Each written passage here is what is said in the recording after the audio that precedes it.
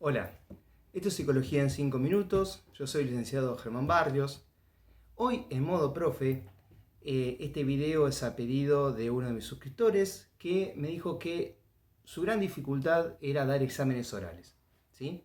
Bueno, a ver, ¿cómo preparar un examen oral para nivel terciario y o universitario? ¿Sí? Hay una serie de cuestiones que debemos considerar antes de pensar o preparar una exposición oral, ¿sí? Que va a validar una parte importante de nuestro trabajo académico. ¿Sí? Esto puede ser presentar un trabajo, puede ser dar un examen normal, un recuperatorio o la tan temida mesa de finales, ¿sí? Donde uno da toda la materia. Bien, para empezar, como primer gran ítem, tenemos que averiguar qué información tenemos que contar. O sea, qué textos, qué apuntes, qué libros, qué capítulos, qué unidades entran en el examen. Muchísima gente falla en los exámenes porque no cuenta con toda la información que debe, con toda la bibliografía. Prepara lo que le parece y después le toman algo de eso que no le parece y queda en blanco, ¿sí? Entonces después dice, bueno, no sé, me preguntaron algo que no sé dónde lo sacaron y estaba en el programa.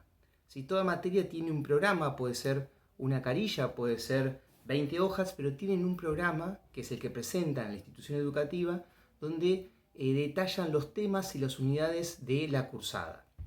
Nosotros tenemos que tener esa información, se consigue, ¿sí? En muchas materias es obligatorio tener el programa, inclusive ir a rendir con el programa, lo cual no implica que el alumno lo use.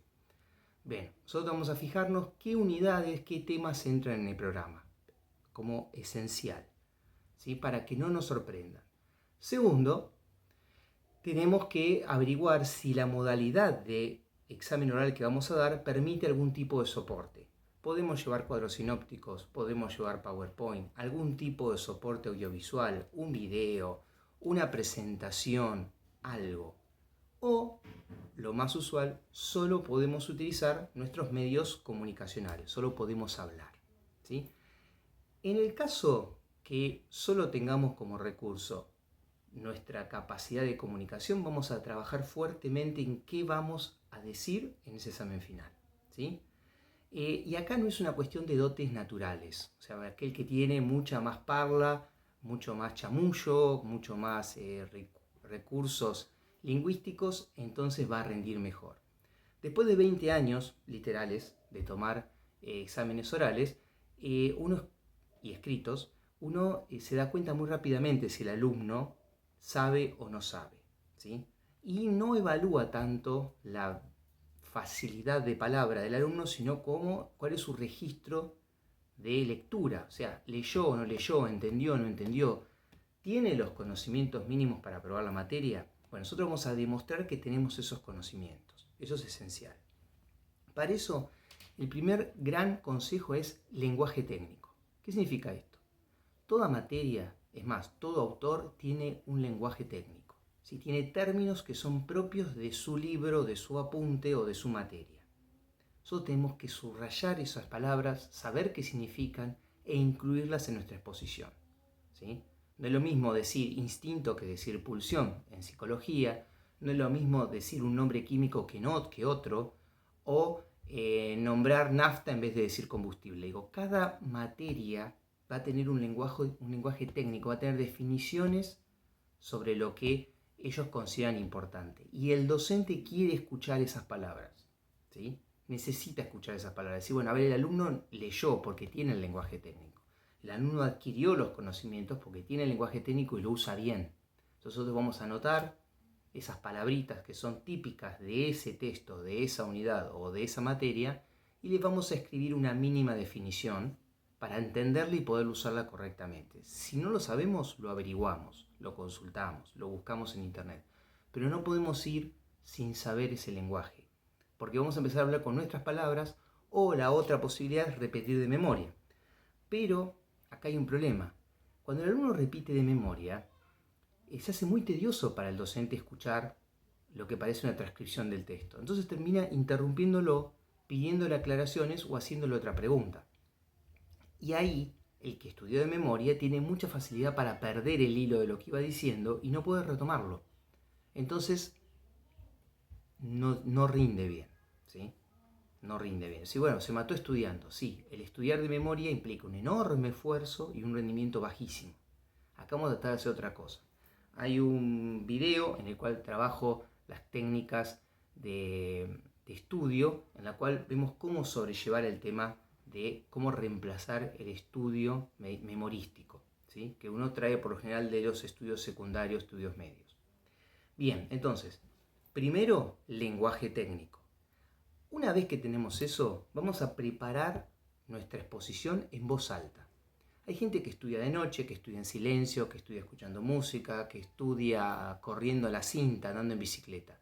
Me parece fantástico. Pero preparar un examen oral implica hablar, ¿sí? Hablar mucho. Y ir puliendo el discurso que vamos a hacer, ¿sí? Entonces tenemos que preparar en voz alta porque uno por ahí leyó algo, cree que lo entendió y cuando lo empieza a explicar se da cuenta lo mal que lo explica, lo mal que suena, cómo se traba, cómo lagunea, cómo no encuentra las palabras. Y eso es lo que vamos a ir puliendo en la preparación del examen oral, ¿sí? Poco a poco va a ir saliendo bien, no de memoria, bien, claro. Hay que hablar pausado. Es decir, yo soy de hablar rápido. Es como cuando uno se larga a conducir. Uno le puede gustar la velocidad, pero sí, cuando se larga a conducir lo hace a alta velocidad, las probabilidades de estrellarse son muy altas. Acá vamos a hablar un poco más lento, un poco más pausado, ¿sí? ¿Por qué? Porque eso nos da tiempo de ir pensando lo que vamos diciendo, ¿sí? Como no usamos nuestras palabras todo el tiempo, ni estamos hablando con un amigo, es importante ser claros y es importante no errar los términos. Por lo tanto, necesitamos hablar despacio, ¿sí? Bien, este preparar en voz alta implica además elegir un público. Si tenemos a alguien a quien explicarle la lección, es ideal. Si no, nos buscamos un peluche, nuestra mascota favorita, una foto, un objeto, lo ponemos a la distancia en la cual creemos que vamos a tener a nuestro auditorio y le hablamos. ¿Por qué yo hablo de ponerlo a esa distancia? Porque nuestro cerebro coordina naturalmente el volumen de voz con la distancia. Si nosotros practicamos para nosotros mismos, vamos a terminar hablando de voz muy baja, inclusive por ahí mirando para abajo, ¿sí? Hacia donde está el texto. Entonces, en el momento de dar la explicación, vamos a tender a repetir ese patrón de comportamiento. No necesariamente, pero es muy común que lo hagamos. El otro no escucha, pierde el hilo de lo que estamos hablando y repregunta. Y cuando repregunta, uno puede equivocarse, puede ponerse nervioso, puede sentir que está diciendo algo mal, y entonces empieza a tener problemas durante ese examen. Acá es muy importante tener confianza. ¿Cómo se gana esa confianza? Sabiendo que lo que uno está diciendo está bien dicho. ¿Por qué? Porque lo practicó, porque lo armó, porque lo corroboró con los textos adelante, y entonces sabe que está bien.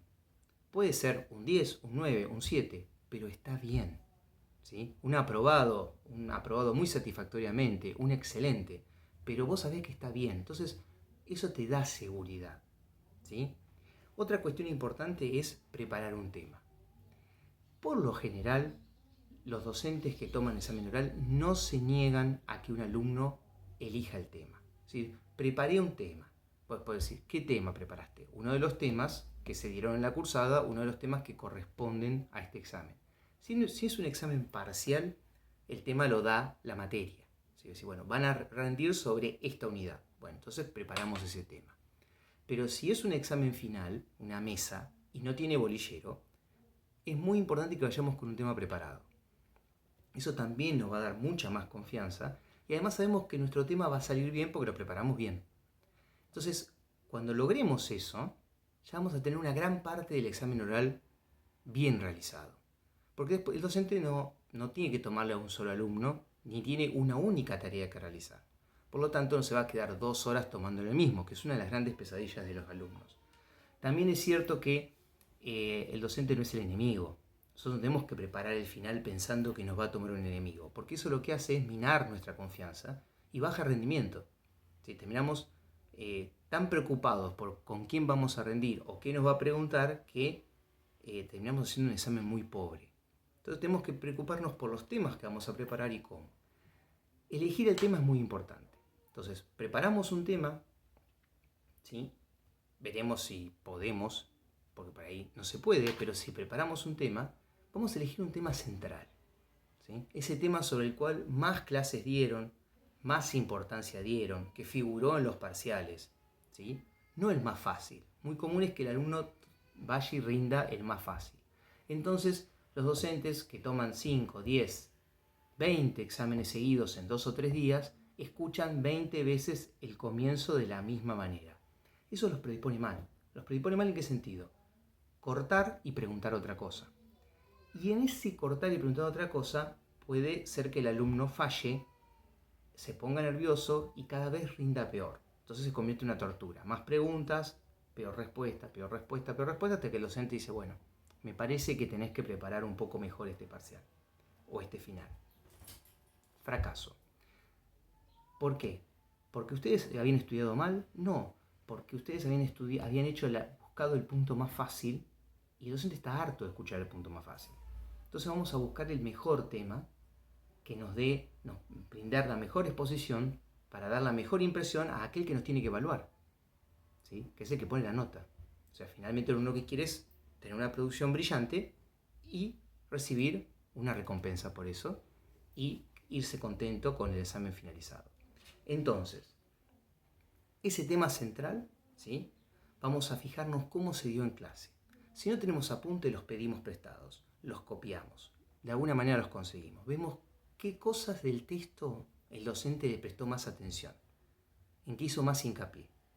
No para dar solamente eso, nosotros vamos a preparar el tema, pero vamos a darle hincapié, vamos a ser especialmente atentos a lo que dijo el docente en relación al texto, ¿sí?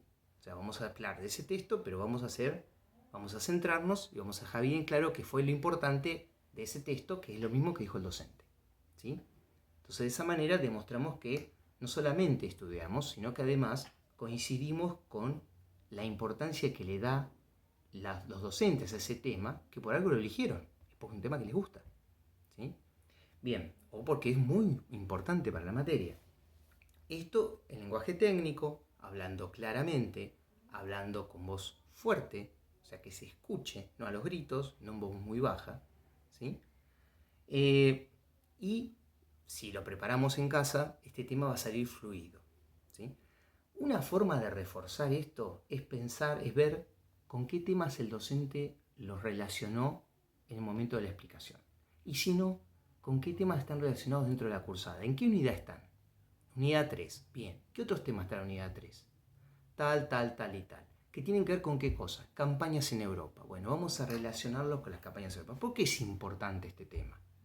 Porque precede a el final de las campañas en Europa. Bien, entonces vamos a ver qué cosas del tema implican lo que después fue muy importante para el fin de las campañas en Europa. Porque articula el final con el comienzo de las hostilidades. Bien, vamos a ver qué cosas del comienzo de las hostilidades terminan tomando forma en esta unidad que nosotros estamos eligiendo, ¿sí? ¿Para qué hacemos esto? Para que cuando el docente nos pregunte para ampliar el tema, nosotros tengamos preparada alguna respuesta para esas posibles preguntas. ¿Se puede prever todas las preguntas? No. ¿Se puede prever la mayoría? Sí. Vamos a hacer un trabajo de prever la mayoría. ¿La vamos a saber tan bien como el tema central? Ojalá. Si no, no importa, pero ya dimos muy bien el tema central. Podemos relacionarlo con otros temas. Podemos dar respuesta de esos temas relacionados. Bueno, el docente tiene que tomar a otra gente también. No se va a quedar a tomarnos todo el programa punto por punto solo por el placer de escucharnos infinitamente, ¿sí? Difícil. El que imagine ese escenario trate de pensar otro, porque eso lo que va a hacer es bloquearlo para tener un buen rendimiento, ¿sí? Entonces, vamos a revisar las relaciones de ese tema con el resto de la materia. Vamos a revisar las relaciones que dio el profesor en el dictado de la materia a ese tema, ¿sí? Y la importancia para la materia o la importancia para la carrera que elegimos, ¿sí? Entonces uno puede decir, bueno, esto es importante para la carrera que elegimos y retomás aquello que marcaron durante la cursada. Eso es muy importante, porque implica como un paso más allá de la preparación. Cuando alguien ya además capitalizó el saber que brinda esa materia. Es lo que el docente realmente quiere lograr. Entonces le estamos dando ese resultado, decir, mira, logré llegar a este punto. Fantástico. ¿Sí? Preparar otros temas, ¿sí?, relacionados para no quedarnos en blanco. Ya con esto tenemos cubierto un amplísimo espectro de lo que puede ser rendir un examen oral. Por lo general, el que estudia tratando de saberse todo de memoria, de acaparar todos los puntos y pierde eficiencia, ¿sí?, en este trabajo. Además que hace un esfuerzo memorístico monstruoso, ¿sí?, tiene la sensación de que tiene todo prendido con chinches y que si estornuda se le caen las ideas. Bueno, eso implica este tipo de preparación hecha a base de esfuerzo y memoria, ¿sí? No la recomiendo para nada. A fines pedagógicos es muy mala, se aprende muy poco, porque la memoria siempre se degrada con el tiempo. En cambio, lo que nosotros aprendamos a relacionar y a aplicar, eso es lo que nos queda en la cabeza y eso es lo que nos forma para nuestras carreras a futuro, que para eso estudiamos. Bueno, espero que estos consejos les haya servido. Si les gustó, si les parece útil, dejen un like y lo comparten con sus redes. Nos vemos en el próximo video. Capaz es modo profe también. Hasta luego.